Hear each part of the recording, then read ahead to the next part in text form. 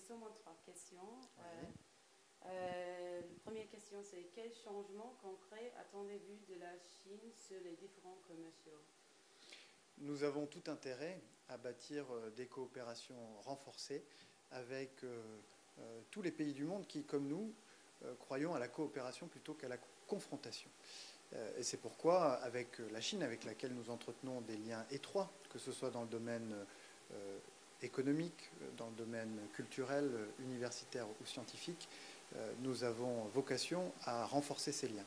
C'est tout l'objet de ma visite aujourd'hui à Shanghai, où nous inaugurons un investissement de 200 millions d'euros par Air Liquide, leader mondial des gaz au service de l'industrie et de la santé, ici pour contribuer à la décarbonation du transport et de l'industrie chinoise. C'est par ce type de coopération, avec des investissements d'entreprises françaises en Chine et des investissements d'entreprises chinoises en France, que nous pourrons renforcer notre coopération au bénéfice de la Chine comme de la France. Et que signifie l'inauguration d'une telle structure Air Liquide pour les relations franco-chines à l'avenir? D'abord, cette inauguration, elle marque l'excellence des savoir-faire français en matière industrielle. Air Liquide est un leader mondial dans son domaine dont nous sommes particulièrement fiers.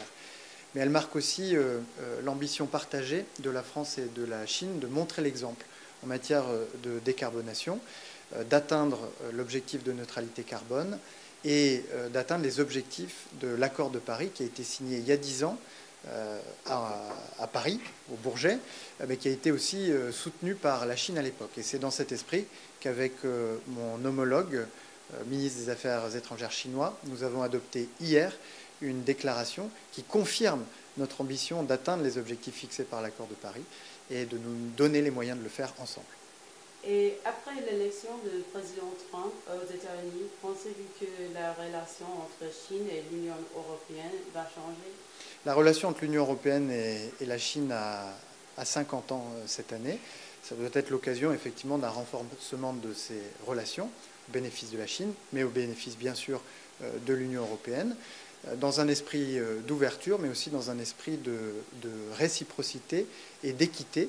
C'est ce qui a fonctionné par le passé en Europe et en Chine, et c'est sur cette base-là que nous devons fonder l'avenir de la relation entre l'Europe et la Chine. Merci. Merci à vous.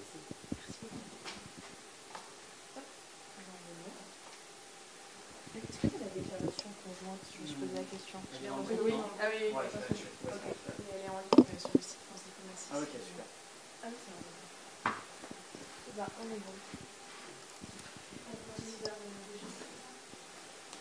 C'était la